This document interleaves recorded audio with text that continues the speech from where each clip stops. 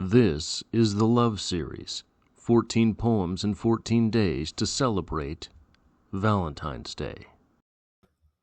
The very first poem that we have from one of the greatest literary minds to ever walk the earth, and in my opinion, the greatest poet of all time.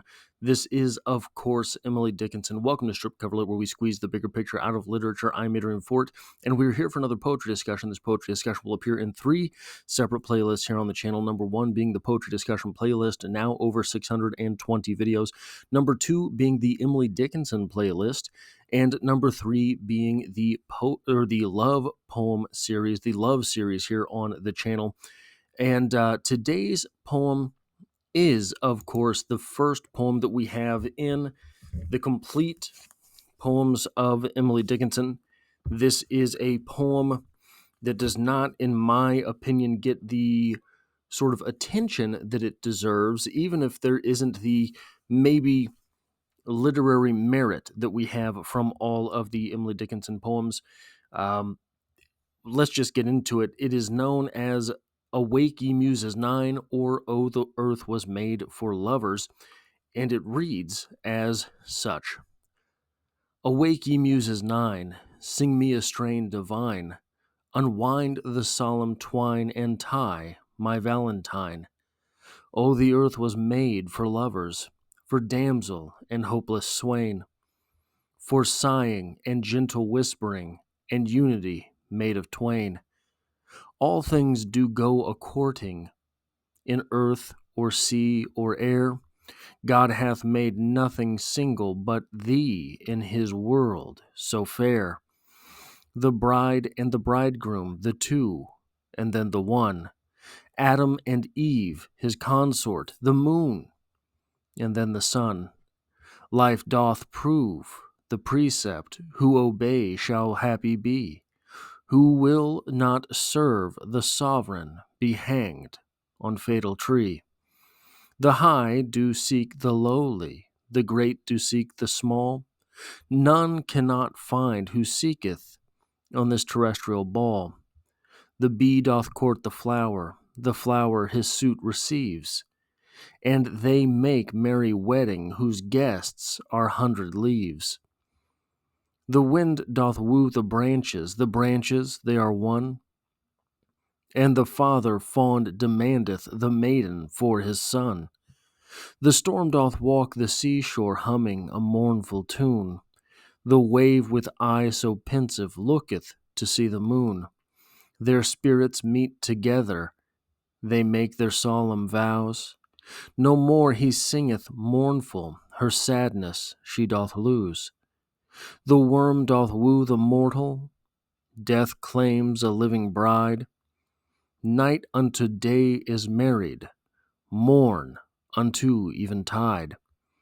Earth is a merry damsel, and heaven a knight so true, and earth is quite coquettish, and beseemeth it in vain to sue. Now to the application, to the reading of the roll, to bringing thee to justice and marshalling thy soul. Thou art a human solo, and being cold and lone, wilt have no companion, thou reapest what thou hast sown. Hast never silent hours and minutes all too long, and deal of sad reflection and wailing instead of song. There's Sarah and Elise and Emmeline so fair, and Harriet and Susan, and she with the curling hair. Thine eyes are sadly blinded, but yet thou mayest see 6 true and comely maidens sitting upon the tree. Approach that tree with caution, then up it boldly climb, and seize the one thou lovest, nor care for space or time. Then bear her to the greenwood, and build for her a bower, and give her what she asketh, jewel or bird or flower, and bringing the fife and trumpet, and beat upon the drum, and bid the good world good morrow, and go glory to home. So, this is the very first poem that appears here.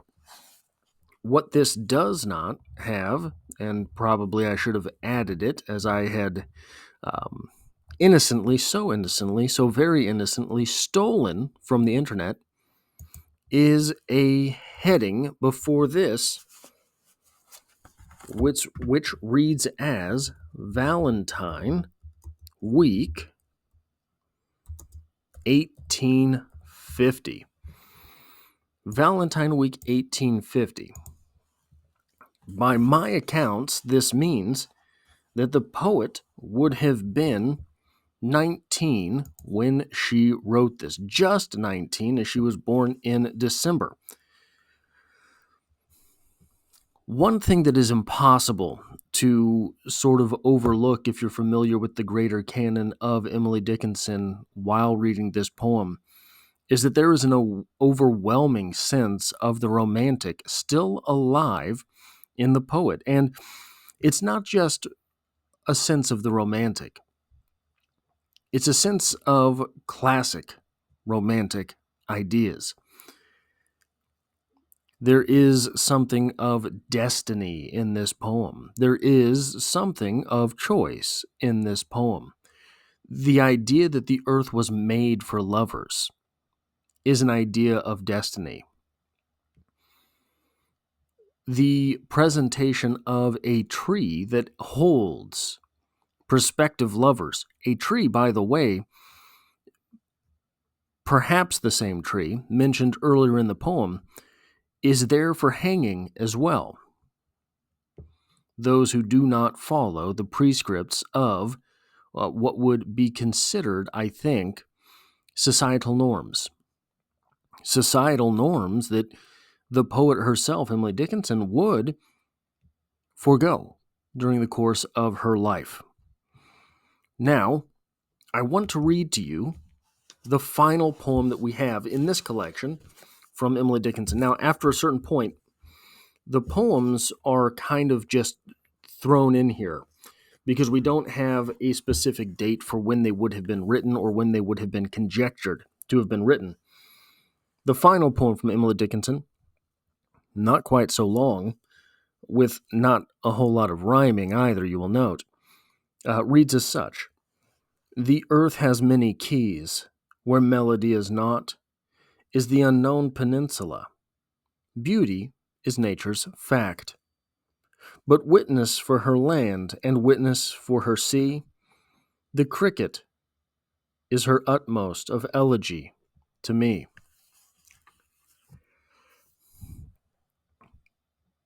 Emily Dickinson here in her final poem, the final poem that we list from her, is still concerned with the idea of beauty, is still concerned with the idea of destiny, is still concerned with the sort of, how would you say, natural precepts of beauty, natural precepts of usefulness, the cricket being an elegy to me. Not something that you would sort of find in standard poetry, right? Not a romantic idea if we're talking about romanticism with the capital R, but still something that is pointing to nature and saying, look at all of this beauty. All of this beauty is there for us. Who else could it be there for? I think it's almost impossible to read Emily Dickinson's poetry in successive fashion and not be hit with a stark level of melancholy, because starting from a place of innocence, right? And look, I'm someone who thinks that Emily Dickinson is the greatest poet of all time. I believe that. I think I will always believe that.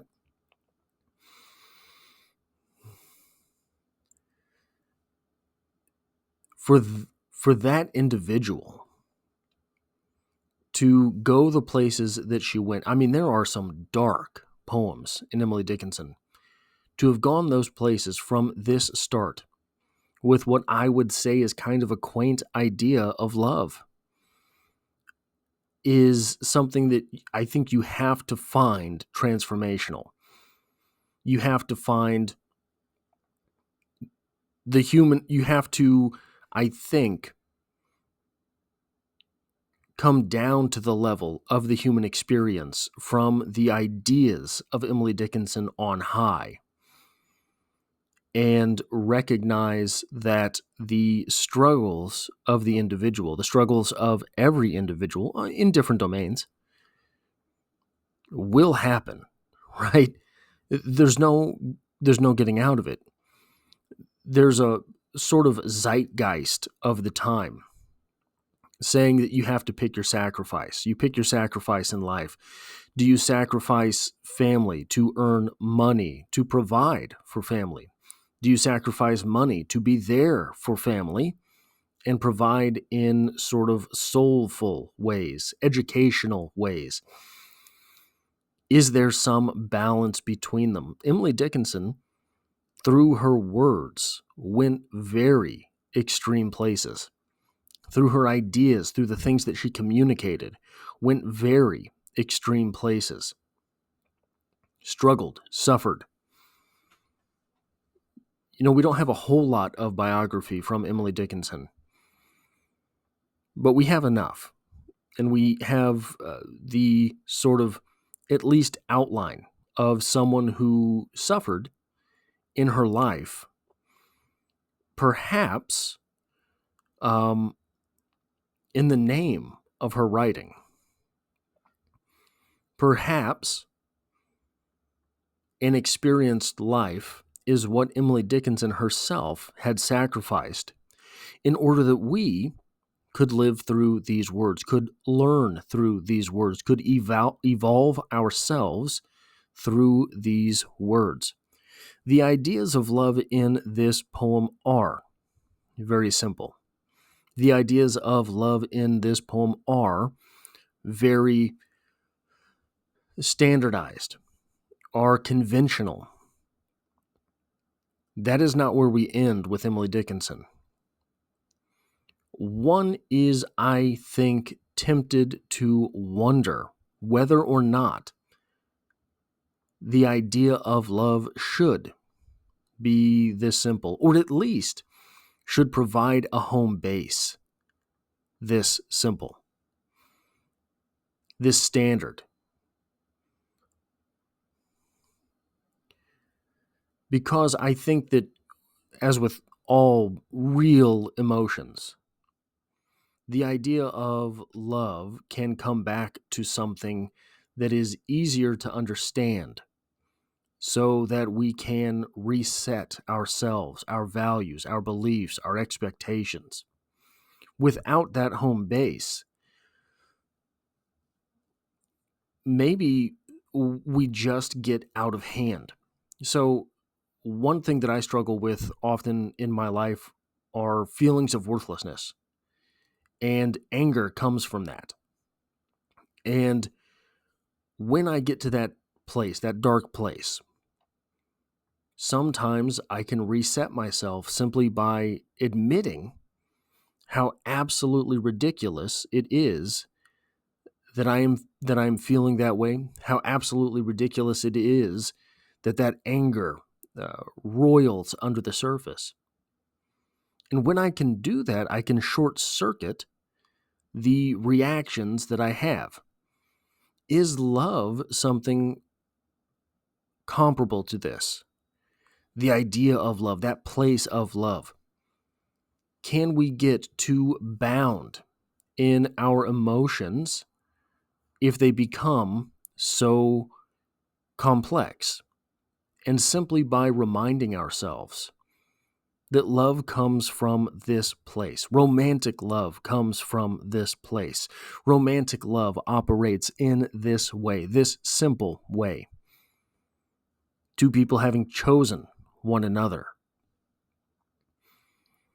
If we are able to remind ourselves why we have chosen this individual, why we have evolved with this individual that we claim to love, maybe we can understand those things that are difficult, those times that are rough, and reset ourselves the way that we can short circuit other emotions.